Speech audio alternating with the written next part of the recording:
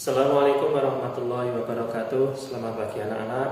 Pagi ini kita akan belajar Al-Quran Hadis dengan materi pertama yaitu surat Ad-Duha.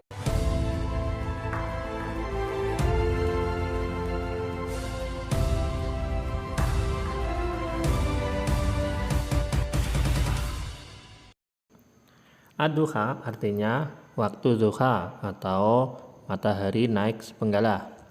Surat Ad-Duha terdiri dari 11 ayat, termasuk surat ke-93 dan diturunkan setelah surat Al-Fajr. Surat Ad-Duha tergolong surat Makkiyah karena diturunkan di kota Mekah. Nama surah diambil dari kata Ad-Duha di ayat pertama. Konon ceritanya dahulu dalam masa yang panjang Rasulullah berdakwah, terdapat masa kekosongan turunnya wahyu atau yang disebut dengan fatratul wahyi. Kalangan kafir Quraisy melihat ini sebagai kesempatan untuk menuduh dan mencaci Rasulullah. Mereka mengatakan bahwa Rasulullah sudah gila. Kemudian setelah mendapat cacian, makian, tuduhan yang diterima Rasulullah, kemudian Allah menurunkan surah Ad-Duha sebagai berikut. Wadduha, demi waktu duha ketika matahari naik sepenggalah. Wallaili idza saja, dan demi malam apabila telah sunyi.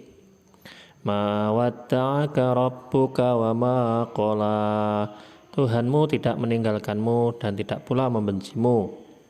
Walal akhiratu khairul laka minal ula, dan sungguh yang kemudian itu lebih baik bagimu dari yang permulaan. Wala sawfa yu'tika rabbuka fatarda, dan sungguh kelak Tuhanmu pasti memberikan karunia-Nya kepadamu sehingga engkau menjadi puas. Alam yajidka yatiman fa'awa, bukankah dia mendapatimu sebagai seorang yang yatim lalu dia melindungimu? Wa wajadaka dzalan fahada, dan dia mendapatimu sebagai seorang yang bingung lalu dia memberikan petunjuk. Wa wajadaka ailan faghna, dan dia mendapatimu sebagai seorang yang kekurangan lalu dia memberikan kecukupan. Fa'ammal yatima fala taqhar, maka terhadap anak yatim janganlah engkau berlaku sewenang-wenang. Fa'ammas sa'ila fala tanhar, dan terhadap orang yang meminta-minta janganlah engkau menghardiknya.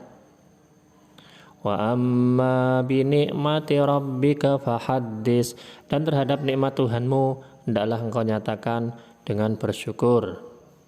Kemudian isi kandungan surah Ad-Duha antara lain, Allah tidak menurunkan wahyu untuk sementara bukan berarti Allah meninggalkan dan membenci Rasulullah.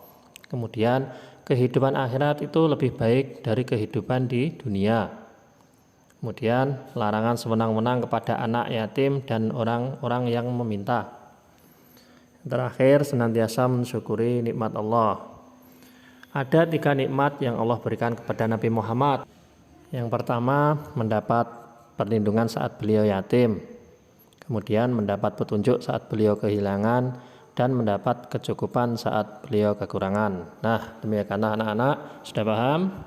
Jika kalian belum paham, kalian bisa menanyakan di kolom komentar. Cukup sekian pembelajaran pada hari ini.